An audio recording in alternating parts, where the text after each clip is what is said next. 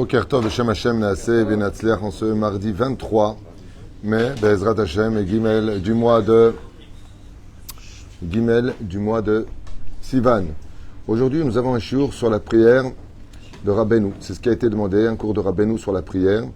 Be'ezrat Hashem pour la Refoua Shlema de Myriam Léa Bat Natani Rachel. ירצון שזכות התורה וזכות רבנו תגן עליה לחיים טובים ושלום ותקומי בעזרת השם מחוליה בריאה ושלמה לעד ולעולמים בעזרת השם יתברך מכל הבחינות. On pensera en même temps à une grande réfoua shlema pour Chaya Maltet, à qui on souhaite vraiment une grande réfoua shlema aussi. Moratimi, Ima Yekara, réfoua shlema, Achlama Meira, Yeshuot Venechamot. Juste un instant. שרת על בת אפרת מרים ינאי בן יששכר יוחנן אסתר בת רבקה ז'ון שמעון בן זרע מאיר בן רות צופן שרה בת ששיה וכל ילדיהם ז'ואל מרים בת שרה נושא רחל בת סילבת גזלה חי בת שרה בעזרת השם מזל טוב יבלין בת אליס למשפחת בן שבת לורי שרה בת חבה לוויין החלמה מהירה ז'יזל לאלף אלפי הבדלים לנשמת כל מתי ישראל ז'יזל מזל בת ציפורה ג'רר יוסף בן ישראל זיתון אליין ססיה בת תכנינה אסתר מרים בת מרים מפוז כהן סלמון פריג' בן פורטוני פתחסה עד בזעירה ודאי בעזרת השם יתברך on aura une pensée aussi pour Sami Shmuel Ben Elisa puisque c'est sa askara אותו דבר. טוב, בעזרת השם יתברך le sujet donc qui nous a été demandé, on prend le Sefer Amidot sur la prière. Donc comme vous le savez, on a déjà fait beaucoup de shiurim sur le domaine de la prière et ce qu'il faut savoir c'est que la prière est la raison essentielle pour laquelle Dieu nous a donné une bouche pour parler. La Torah est dialogue, et comme le dit le Ramchal, l'une des raisons essentielles pour lesquelles les épreuves nous sont données, c'est pour rappeler à l'homme qu'il a besoin de Dieu, et malheureusement, la nature de l'homme, c'est d'oublier. L'homme oublie facilement ce qu'il reçoit de bien, et par contre, c'est très vite se plaindre dès que les choses... Non, tu peux laisser, hein. Tu peux laisser, j'ai chaud, moi. Donc la personne sait très facilement se plaindre dès que ça va pas. Et malheureusement, quand il reçoit des choses tous les jours, comme de pouvoir marcher, pouvoir manger, recevoir sa paye, acheter une maison, pour lui c'est un peu indu. Bah oui, c'est normal, j'ai pris un crédit, bah là j'ai fait ça et ça. Et normalement, là aussi on devrait prier, comme par exemple Mizmor le Toda, le Mizmor, le chant de la reconnaissance, de la joie. On dit le Boré Olam, Bezrat Hashem. Malheureusement, c'est pas ce qu'on fait. Alors, des fois, le Créateur du monde, eh bien, va agir en conséquence de telle façon à ce que, dans l'épreuve que nous avons, dans la maladie, vous allez voir qu'on va demander non seulement nous-mêmes prier, mais on va demander carrément aux autres aussi de prier. Fallait les Boré Olam qu'il accède à notre demeure, à notre demande, parce qu'on est en manque et qu'on sait très bien qu'à travers le fait de la ishtadout, le fait de faire ce que nous, on doit faire, d'aller chez le médecin, de prendre nos médicaments, on sait qu'Akadosh Baruch Hu peut, bien au-delà de tout cela, il est surnaturel, et donc il peut nous apporter la guérison. Alors bien sûr, pour ça, il y a des choses à savoir, qui sont importantes, comme nous enseigne ici Rabbeinu. Kol haosek batorah, Akadosh Baruch Hu oseh lo chafatzav. Si tu veux que ta prière soit reçue, alors n'oublie pas d'étudier un petit peu avant la prière. C'est pour ça que les chassidim, depuis déjà des décennies, depuis l'époque avant même les Tanaïm, ayou oskim, dans la Torah, 1 heure avant d'aller prier. C'est-à-dire qu'il est bon pour celui qui peut, comme ça se passe à Tête-Vav, grâce à Dieu, mon fils leur fait 1 heure de Gemara tous les matins avant la prière, et seulement après, ils prient. Bon, ils ont le courage de se lever tôt, d'accord ? Ici, déjà qu'on arrive à l'heure, ce serait bien. Mais ils ont, Baruch Hashem, le mérite d'étudier.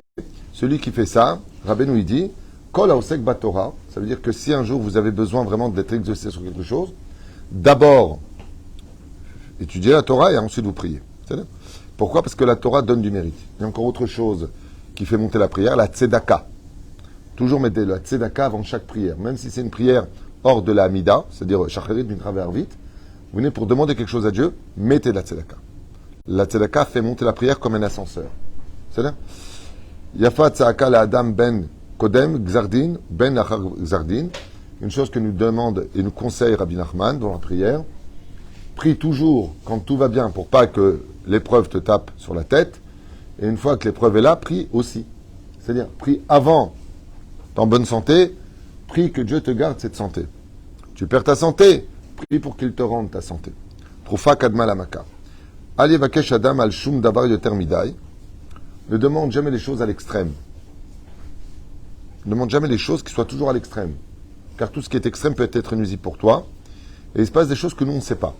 Par exemple, il y a des événements qui peuvent changer radicalement la vie d'une personne. Radicalement.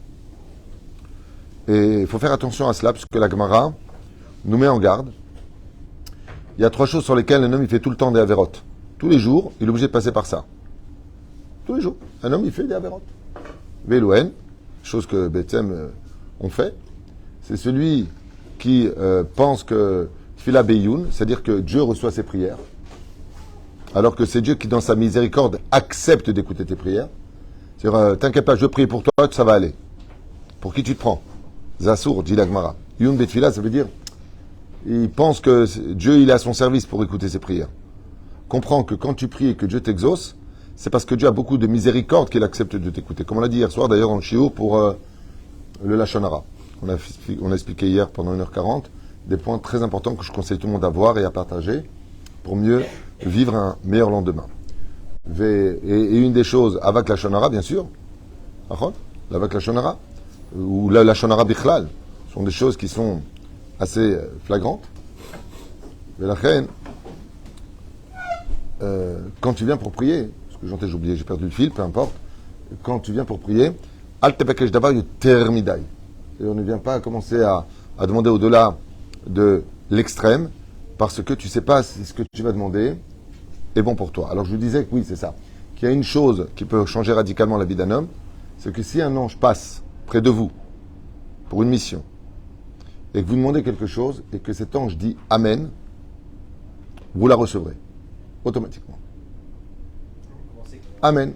Un homme peut devenir riche, peut guérir d'une maladie incurable, de façon absolument inexplicable, parce qu'il a dit une bonne chose au moment où l'ange est passé. Mais c'est valable dans le sens contraire. Un homme peut divorcer, peut se retrouver frappé d'une maladie ou être ruiné, ou perdre tout ce qu'il avait, parce qu'il a dit une parole au moment où un ange est passé. Et si cet ange, il dit Amen, c'est scellé. Tu ne peux plus rien faire. C'est pour ça que la gématria du mot Amen, ça fait combien? 91, gématria malach. Amen et ange, en hébreu, c'est la même gématria. Malach, gématria Amen. Les anges s'appellent Amen.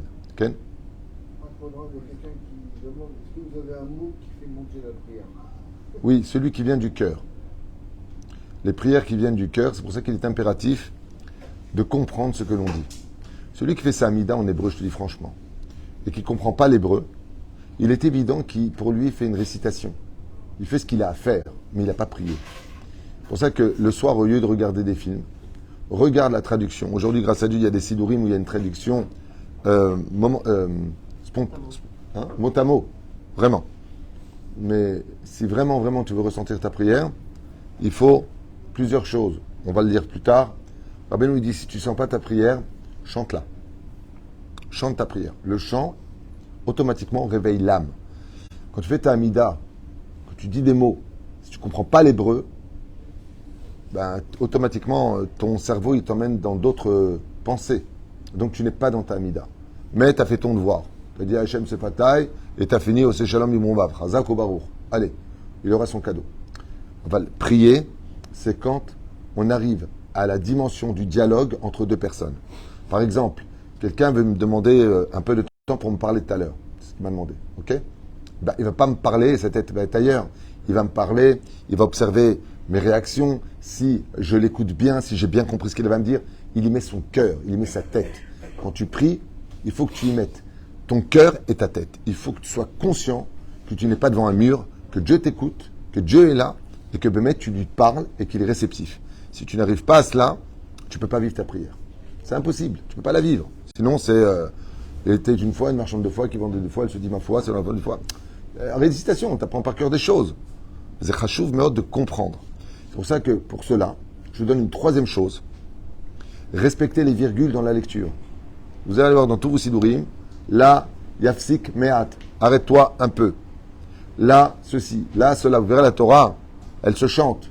Les prières se chantent. Les télim, ils ont des téramim. Quand tu viens et que tu lis les choses telles qu'elles sont marquées, il y a un point, pourquoi tu fais comme si qu'il n'y en avait pas? quand regardez bien vos textes. Hein. Comme on l'a dit hier, j'ai expliqué dehors à des femmes, une personne qui m'a dit moi, mon problème, c'est que je m'aime pas et j'ai pas confiance en moi. Je lui dis, tu fais un faux pas, parce que tous les jours, dans ce que tu dis, eh bien, tu dis que le contraire de ce que Dieu pense de toi. Elle m'a dit, je comprends pas. Je lui dis, prends un sidon, n'importe lequel. Alors, il y en a une qui me montre sur son portable, il y en a une qui avait un sidon dans son sac, et je lui dis, comment tu dis la phrase Modani lefanecha tous les matins? Et elle me dit, Modani lefanecha melechai vekayam sherzachta bi nishmatecha behamla rabba imunatecha. Je lui dis, pas du tout. C'est pas ce qui a marqué. Il n'y a pas marqué behamla rabba imunatecha, pas du tout. Regarde bien ce qui a marqué. Et d'un coup, elle dit, ah oui, il y a une virgule avant rabba imunatecha. Je lui dis, c'est pourquoi il y a une virgule ici? Parce que là, c'est plus toi qui parles à Dieu, c'est Dieu qui te répond. Toi, tu dis Modéani lefanecha, tu remercies Hachem. Mais tu as marqué qu'il y a une virgule. Si tu ne respectes pas cette virgule, tu as dit une récitation. Mais si tu t'arrêtes une seconde, la virgule, c'est un moment d'arrêt. C'est un moment de respiration.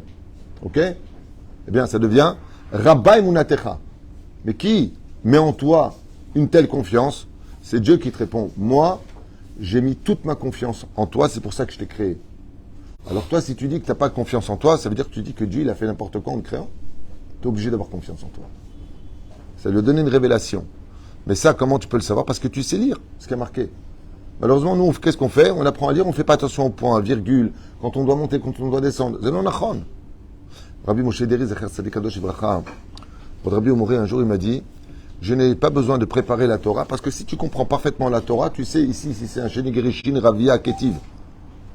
Tu sais, si Dieu il veut que tu montes la voie ou tu descends la voie, si tu comprends ce que tu lis parfaitement, eh bien, tu finis carrément par comprendre aussi quels sont les termimes qui sont inclus dans la lecture de la Torah. Et c'est pour ça que quand, par exemple, tu as envie de dire quelque chose qui te touche au niveau du cœur, tu vas pas le dire en rigolant et en augmentant ta voix. Tu vas baisser le ton, tu vas être triste. Pourquoi? Parce que tu vis émotionnellement ce que tu as à dire. Tu mets de l'émotion. Et ta prière, si elle n'est pas empreinte d'émotion, elle aura du mal à percer les cieux. Elle aura du mal. Ou l'émotion des larmes. Depuis que le Beth Amikdash a été détruit, toutes les portes ont été fermées. Chutzmi, Share, Dim'a. Les portes des larmes. Ce qui fait que quand tu mets beaucoup d'émotions dans ta prière, automatiquement tu perces toutes les portes, ça arrive devant Dieu.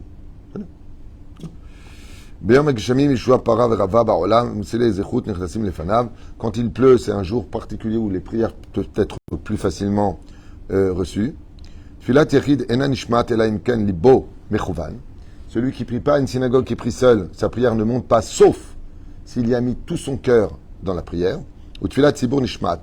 Et la prière à la synagogue est toujours reçue grâce au mérite du tzibur. Il y a 10 personnes. Afalpi she'en lev kulam shalem. Même si les gens font de la récitation à la synagogue, étant donné qu'ils ont le mérite d'être bekneset, knesset kanes, qui veut dire tzibur, la shrina descend. En réalité, j'explique pourquoi à la synagogue la prière est entendue. Parce que on doit faire monter la prière dans tous les cas de figure. Mais dès qu'il y a 10 hommes, c'est la shrina qui descend, donc tu n'as pas besoin de la faire monter. Ok?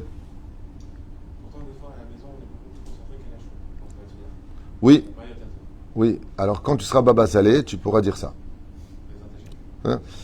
Pour pouvoir, on est beaucoup plus concentré, on se donne le temps de mieux comprendre.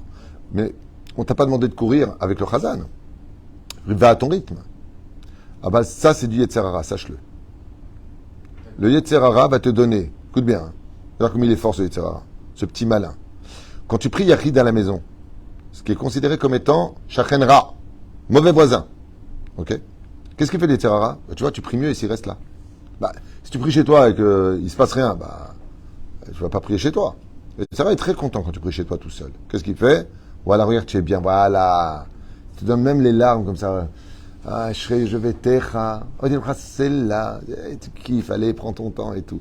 Bah, on pêche avec, avec un hameçon, avec un verre. Hein. Le Yetzer Hara, il ne peut pas te retenir à la maison si voilà, si tu n'es pas pris au piège. Et un jour, quelqu'un m'a dit, moi je prie en face de l'océan, je me sens transporté. C'est du pur Yetzer Hara, mais il ne le sait pas. Il ne le sait pas. Il croit que c'est bien, parce que l'horizon, l'océan, comme dit Rabbi Nachman, ça parle à l'âme. Et le Yetzer Hara va surfer sur ces vagues pour t'emmener à ne pas venir à la synagogue. Ouais, je préfère prier chez moi. Ça s'appelle, dans la Gemara Maseret Sanhedrin, le Yetzer Hara s'habille en chassid. Il n'est pas forcément habillé en rachat. Tu comprends ce que je veux dire? Quelle différence avec la Hitbodedut qu'on fait seul? Ça n'a rien à voir. La Hitbodedut, ce n'est pas une obligation comme les 3 amidot qu'on a par jour. La hitbodedut porte son nom. Soit seul, les boded. Donc cette prière-là, elle est, tout comme la amida, elle demande le tzibour, les télim ne demandent pas le tzibour. La hitbodedut vient dire, cette fois, éloigne-toi, parce que tu as rendez-vous. C'est bien comme c'est fort la hitbodedut, je lui fais ça en une phrase. La hitbodedut, ça avoir rendez-vous avec soi-même, qui est le Dieu que nous avons en nous. Parce que Dieu est en nous. Nous sommes une partie de Dieu. C'est retrouver Dieu dans son identité. C'est-à-dire que quand quelqu'un dit « je suis un gros naze », il est en train de dire que une parcelle de Dieu est un naze en lui. Il n'a pas le droit de dire ça. Au lieu de dire « t'es un gros naze », ce que tu as à faire, c'est de t'améliorer et d'arrêter d'être un naze. Je ne sais pas lire, va apprendre à lire. Je comprends rien, commence à te concentrer. Donc, vous voyez ce que je veux dire? Améliore-toi. Mishema Avir al-Midotav, une des choses, dit Rabbi Nachman, Ma'avir al-Midotav, t'as envie de t'énerver, tu restes calme, va prier derrière, tu seras reçu.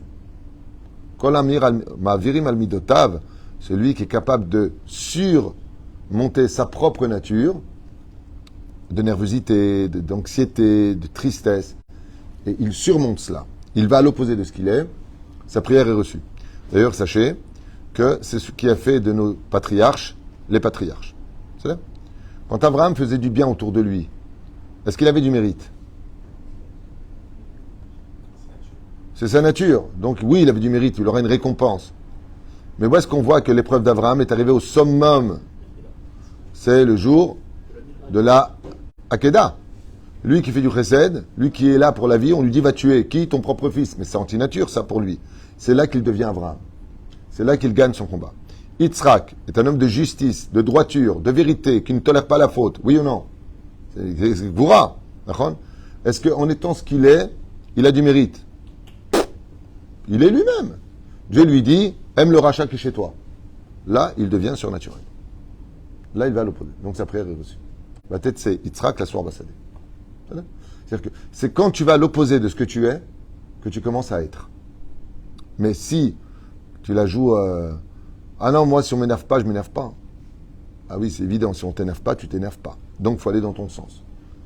Mais d'être capable de surmonter ce que nous sommes dans la nature permet à Kadosh Baruch Hu, du créateur du monde, de surmonter ce qu'il est lui aussi, que tu mérites pas normalement, mais comme tu surmontes ce que tu es, moi aussi je surmonte. Et ainsi donc on se rencontre.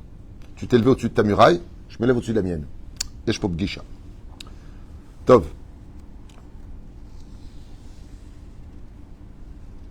Le Chol Davar Shebikdusha Tsarir Kana Be'azmana. On dit ici, prépare-toi toujours à prier, prends toujours un temps d'arriver à prier. Vous savez, comme je l'ai souvent dit dans mes shiurim, celui qui vient du souk, il vendait des pommes de terre.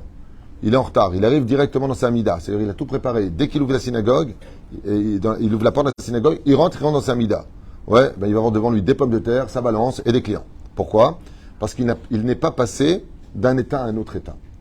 C'est-à-dire que, un petit peu comme toutes les personnes qui vont prendre la parole en Tzibour, en général, ils ont besoin d'un temps, chacun avec son niveau différent, de préparation. Attends, laisse-moi arranger les choses. Par exemple, quand je vais faire un cours, je prépare très souvent mon cours dans ma tête entre le parking et l'endroit où je fais le cours. J'ai besoin de temps à ce moment-là, et je demande à ma femme de ne pas me parler. J'ai besoin de construire mon cours rapidement. Ça veut dire de quoi je vais parler, comment je vais l'organiser, comment je peux le construire. Mais d'arriver directement de but en blanc et de faire un cours, ça m'arrive, mais c'est pas ce qu'il y a de mieux. Adam tzrich achana le'atzmo, c'est ce qu'il dit ici. Pourquoi? Parce que dans la chassidoute, il faut savoir que de se préparer à la prière fait partie de la prière. Se préparer à la prière fait partie de la prière. Mizvah liot lo begadim mechubadim bishat atfila. Une des choses qui fait aussi monter la prière, évite de prier en pyjama. Donc si ça t'arrive, tu sais, des fois tu te lèves, une femme par exemple, elle a tellement déjà sur la tête, elle est fatiguée, le petit qui pleure, c'est l'heure de l'amida, elle n'a pas encore eu le temps, ça peut arriver. Aval, si tu veux que ta prière soit reçue, comme par exemple à l'époque où on avait Nissim Abekassis qui a déménagé, il avait pris sur lui de mettre une chemise dans sa voiture, et comme il était en tricot pour travailler, dès qu'il arrivait à la synagogue, il mettait sa chemise. Il est très important de venir prier avec des habits qui soient mechoubadim. Je vous donne un exemple. Imaginez que le Rosh Memshala, le Premier ministre, le maire, une personne importante, un grand rave, arrive pour vous rencontrer là où vous êtes. Est-ce que vous allez le recevoir avec des habits ordinaires ou vous allez vous arranger? Qu'en Israël, la vérité, même les ministres et marchent en basket, en petite chemise. Mais bon, on va dire comme ça, de façon générale. Il est évident que quand tu reçois quelque chose d'important, tu te prépares à cette occasion. D'accord? Tu te prépares à cela.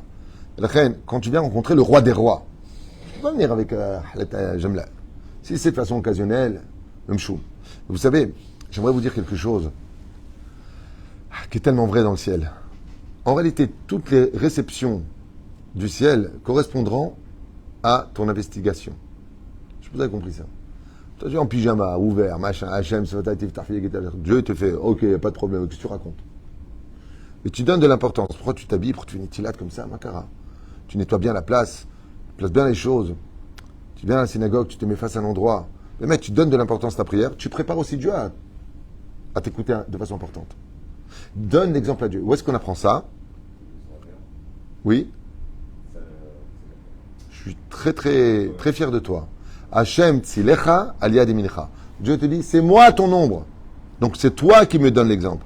Hachem tzilecha aliyad mincha. Tu fais le clown pour préparer. Moi, je ferai le clown pour t'entendre. Mesure pour mesure.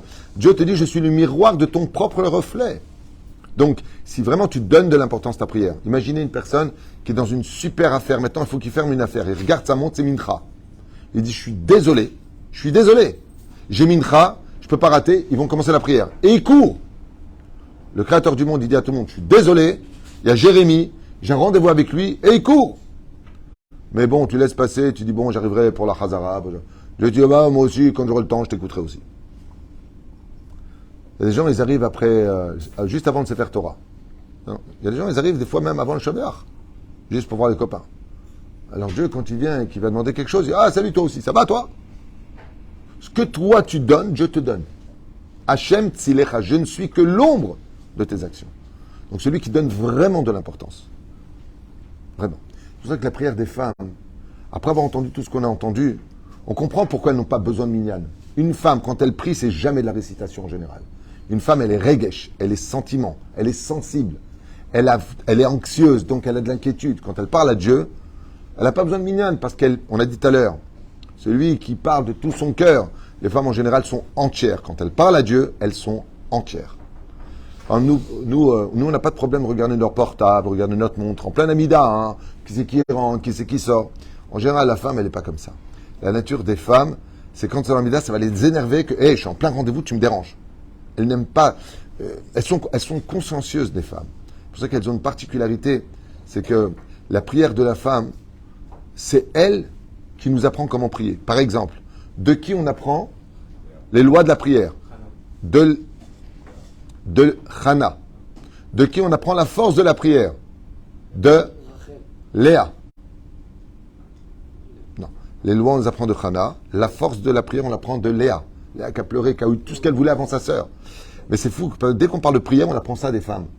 Alors que c'est Abraham, Isaac et Yaakov qui sont les investigateurs de Shaharit bin Farawit. C'est-à-dire que si un homme prie avec autant d'émotion qu'une femme, ce qui est anti-nature, parce qu'il n'est pas bina, il est chorma, l'homme est chormatique, bon Dieu, tu me donnes, tu veux pas, tu fais ce que tu veux, de toute façon, c'est pas Dieu. La femme, elle n'est pas comme ça. C'est pour ça qu'une femme, elle est tellement spirituelle que si elle ne se plonge pas dans la spiritualité de la lumière de la Torah, elle peut se plonger dans l'obscurité de la sorcellerie. Chez Nehemar, où est-ce que c'est marqué? Mahashefa lotechaye. Ne laisse pas vivre la sorcière. Et pourquoi il n'y a pas de sorcier? Malin, un chanteur, tu connais pas? Il n'y a pas de sorcier? Chouvaï, il est plus de nature d'une femme qui est toujours empreinte de spiritualité. La femme est spirituelle parce qu'elle est matérielle de nature. Mais à l'intérieur d'elle-même, le plus beau cadeau que vous pouvez faire à vos épouses, le plus beau cadeau, c'est de devenir enfin intéressant sur le domaine spirituel. Quand vous faites des beaux livrets Torah, quand vous racontez de belles histoires à table du Baal Shem Tov, du Gaon de Vilna, du Rav Vadia, de n'importe quel tzaddik, qu'elle vous voit étudier avec vos enfants, elle vous voit assis avec vos enfants, elle vous voit étudier avec eux. C'est le plus beau cadeau que vous puissiez lui offrir. Je parle d'une femme normale de chez nous, pas une femme, voilà quoi, pas normale, un truc humain quoi. De chez nous. Je parle des juifs là, parce que c'est Christine qui voit son mari étudier du Talmud avec son fils, et qu'est-ce que vous faites là? Chacun son truc. Prie toujours de ne jamais, jamais tomber dans la pauvreté. D'où 3 fois par jour la phrase prodige que tout le monde connaît. Poteach et yadecha masbi'ah lechol haratzon. Al-yedei atfila yachol leshanot et hamazal. Sache que si tu veux changer de mazal, avant de changer de nom, avant de changer d'endroit, avant de dire ça va pas dans ma vie, Prie constamment. Et si tu dis, je prie depuis des millions d'années et que je ne suis pas exaucé, c'est qu'il manque encore un peu de prière pour être exaucé. Ou, alors, change quelque chose de chez toi, améliore-le pour que ce soit reçu. Ça veut dire, réveille le ciel, réveille Hachem. Loyanum velo ishan shomer Israël. Si tu n'es pas exaucé le jour, c'est que ce n'est pas le bon moment pour toi. Lève-toi à prier cette prière la nuit. Des fois, le lieu où tu pries n'est pas bon. Va dans un autre lieu. Le roi Haïm HaKadosh, Baba Salé et bien d'autres, quand ils priaient, que c'était très important pour eux, vous savez où ils allaient? Ils montaient au Kotel. Je connais quelqu'un de New York. Un jour, il a pris un billet d'avion, il est venu jusqu'en Israël pour prier au Kotel, parler à Dieu. Il est reparti. Je connais quelqu'un qui va, dès qu'il a une affaire très importante, il m'a dit, c'est lui qui m'a dit, il prend un billet d'avion, il va à Ouman, prier sur la tombe de Rabbi Nachman, en lui disant, écoute, toi, tu es mon avocat dans le ciel, tu montres de l'importance. Des fois, tu pries ici, ça ne fait pas, mais tu pries là-bas, ça va.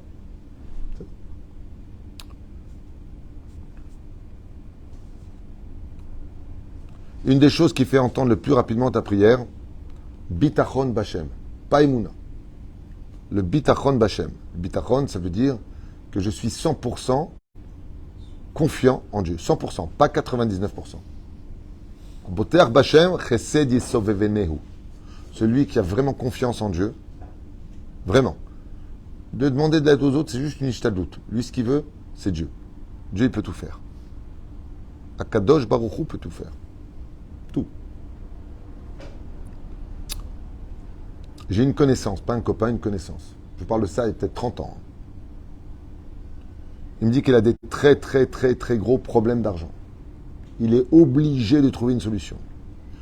Et je lui ai dit, tu connais quelqu'un qui peut t'aider, tu as demandé un prêt à la banque. Il m'a dit, ah non, moi, ni banque, ni personne, que Dieu. Je lui ai dit, ok, kol hakavod, très bien. Et alors, il me dit, j'allais au Kotel demander de l'argent à Dieu. Je trouvais ça marrant, moi, à l'époque. 30 ans en arrière, je trouve ça marrant. Je dis, pourquoi il y a une casse pommade sur le mur de lamentation? Pas compris. Je regardais comme ça à l'époque, on me dit, Dieu, il peut tout. C'est bien ce que je vous dis, c'est pas on m'a raconté, qu'on m'a raconté. Je parle d'un pote à moi à l'époque. Il arrive au Kotel, il se met à prier. Et il pleure. Et il tape sur le mur du Kotel, Hachem, je t'en supplie, moi j'ai besoin d'argent. J'ai vraiment besoin d'argent, tu connais ma situation. J'ai besoin d'avoir d'argent pour mieux étudier, pour mieux te servir. Moi j'ai confiance qu'en toi, je ne demandais absolument rien à personne. Il se retourne, il sort du Kotel, il tombe sur un Français, un Juif de France, qui vient comme ça, il lui dit, dis-moi, toi, tu as besoin d'oseille? Il dit, pourquoi? Il dit, parce que j'ai gagné beaucoup d'argent. On ne sait pas d'où venait cet argent, je vous dis franchement, je ne sais pas. Il lui remet une enveloppe énorme. Il lui a dit comme ça, j'ai fait un éder, le premier pauvre que je rencontre sur ma route, la première personne, en allant au Kotel, je lui donnerai mon maaser. Il s'est retrouvé avec une enveloppe bien au-delà de ce dont il avait besoin. Alors, quand il m'a raconté ça, il m'a dit, tu vois, j'ai parlé à Hachem, et lui, dans sa grande miséricorde, il m'a écouté. Ça s'appelle Boter Bachem. Boter Bachem Mamash. Dieu, il connaît mes problèmes, Dieu, il peut tout, j'ai besoin de personne. Alors, bien sûr qu'il va utiliser une personne ou un élément pour te faire venir les choses. Mais Dieu, il organise tout. Au moment où toi, tu pries, il organise que l'autre, il prend sa voiture, qu'il ait gagné de l'argent, que... L'Erteda. Je crois qu'il peut absolument tout. Ça veut dire que si elle n'est pas pris au Kotel, ça ne serait pas réalisé. Ne prie jamais, hein? S'il n'avait pas pris au Kotel pour demander à Hachem, ça ne serait pas automatiquement Il n'y a que Dieu qui peut répondre à ta question. Je ne sais pas. Est-ce que s'il était parti dans une synagogue? Je ne sais pas. Je vous ai raconté l'histoire de mon pote Yitzhak qui est parti dans une synagogue très en colère parce qu'il lui restait que 1000 shekels pour finir le mois alors qu'on était le 5 du mois. Racontez son histoire. Mon pote avec qui j'étudiais à Tel Aviv à l'époque. Non? Un jour, il rentre dans une colère noire à la maison. Une colère. J'en ai marre, je fais Shabbat, je fais Torah, je fais Mitzvah, donne du Maaser, mets-moi à l'épreuve. L'écriture de vendait des vêtements. Il prend ces 1000 shekels qui lui restaient pour finir le mois. On est le 5 du mois. Hein. Il voit une synagogue à Rishon LeZion dont la porte était un peu ouverte. Il rentre à l'intérieur. Dans une colère noire, il se met à hurler contre Dieu.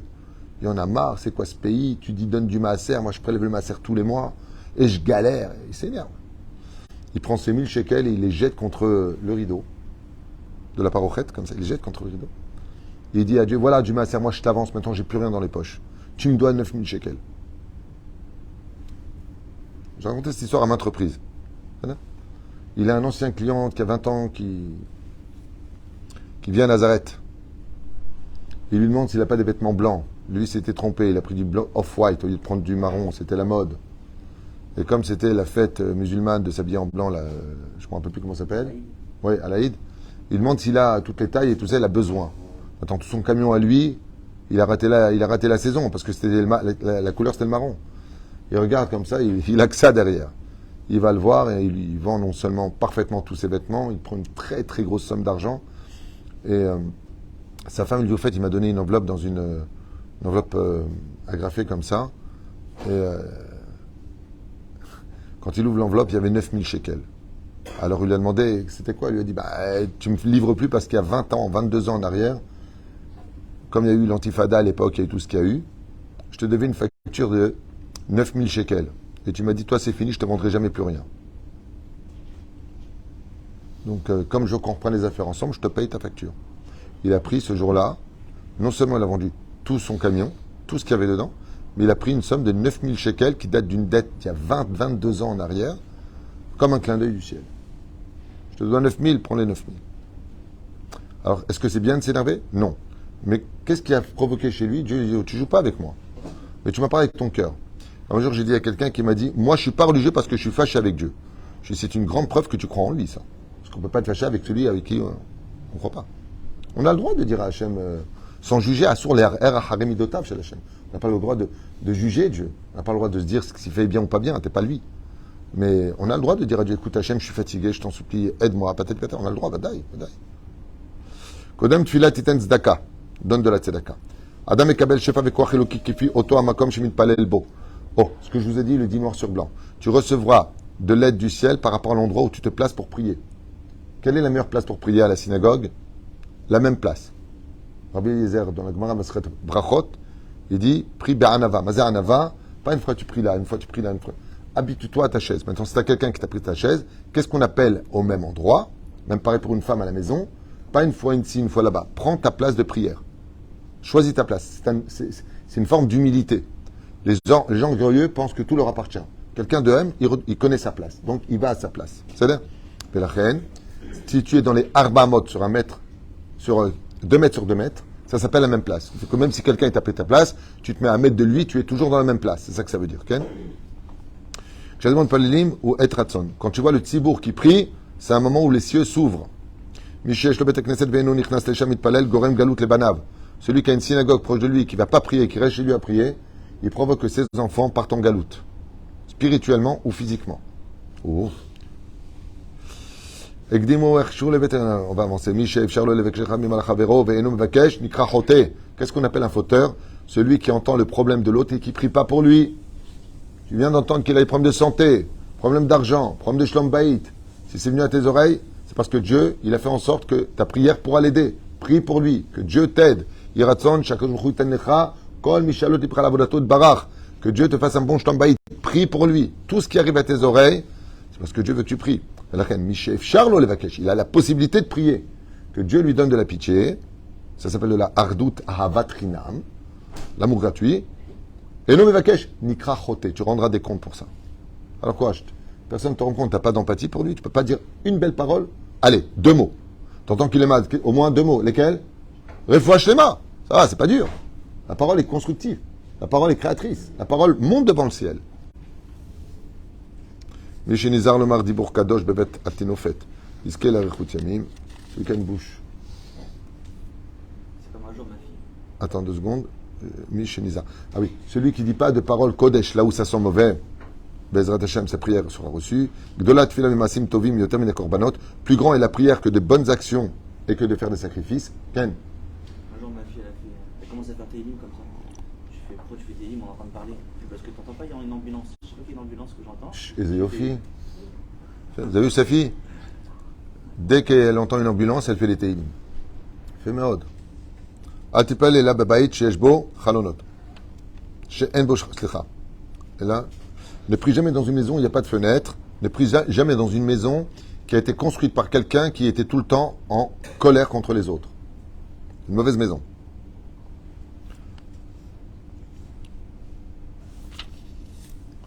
Il dit Rabbi Nachman d'avoir que, vraiment on voit chez les chassidim, quand tu pries, alors c'est bizarre parce qu'il dit comme ça, mais al pi Kabbalah, Zalom Ishtayer. Mais quand tu pries, il y a toujours les mains ouvertes, comme si tu recevais quelque chose, pas en hauteur trop haut, comme ça. Il doit t'amener d'abomchou. Et le deuxième marloquette, Abel Rabbeinu, il dit comme ça. Allez des gezel. Oh, mevayesh pene chavero. Celui qui vole les autres, ou celui qui parle mal aux autres, en tfilato nishmaat. Sa prière, elle ne sert à rien du tout. Ni elle monte, ni elle va à droite, ni elle va à gauche. Alors dans ce cas-là, il ne prie pas. Tchouva du Kavayachar. On va passer à un autre livre qui dit comme ça. Celui dont la prière n'est pas digne d'être reçue, parce qu'il a fait Zera Levatala, par exemple, il a fauté avec la bride. Il vole les autres, ou il humilie les autres, malgré tout qu'il prie. Sa prière n'est pas reçue. Elle va où? Elle va dans un marsan. Ça veut dire qu'il y a un ange responsable de la prière qui s'appelle Sifriel, c'est son nom. Il prend les prières et il les met dans un hangar spirituel. Le jour où cette personne fait tchouva, comme par exemple à Purim, à Kippour, toutes les prières de l'année qui n'ont pas été reçues montent enfin devant Dieu. C'est-à-dire qu'il y aura un moment, s'il fait tchouva, alors c'est rétroactif. Toutes les prières qu'il a fait, elles montent. C'est pour ça qu'il y a des gens, ils galèrent 50 ans d'un coup, tout s'ouvre pour eux. Makara, ils ont arrangé quelque chose, et quand leur prière, elle monte, l'ange, qu'est-ce qu'il fait? Il ouvre le hangar, il fait monter toutes les autres prières. À Kol Begia. Ce qui fait qu'il n'y a pas de désespoir, et même si tu n'as pas le mérite que ta prière soit entendue aujourd'hui, ne te décourage pas, car elle pourrait être entendue demain. Ça dépendra d'une action que tu vas faire, ou d'une remise aux questions que tu auras. C'est-à-dire Shabbat ve Rosh Chodesh yoter misugal alot fila. S'il y a 2 jours qui sont propices pour la prière, dont la prière monte très vite, parce que c'est un jour de shalom, c'est Shabbat et Rosh Chodesh.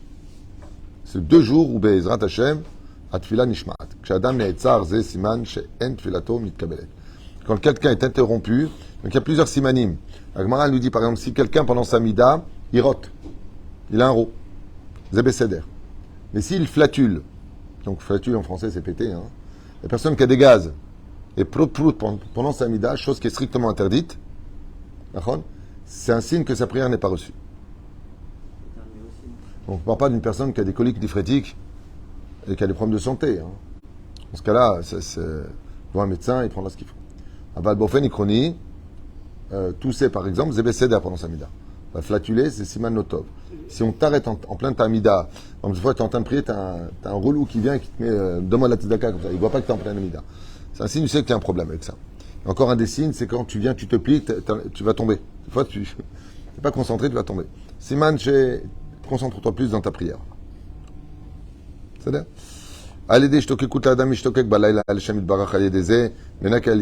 celui qui s'empresse, enthousiasme, d'aller étudier la nuit, tu peux être certain que sa prière elle est reçue rapidement. Toutes les prières avec les larmes sont reçues avec amour par Dieu. Quand tu demandes quelque chose dans ta prière, rappelle le mérite de tes parents, de tes grands-parents. Peut-être que tu as quelqu'un qui était un grand tzaddik, ta grand-mère, ton grand-père. Rappelle par le mérite d'un tel. Demande à cette personne qui est de ta famille ou ton grave d'intercéder dans le ciel pour toi.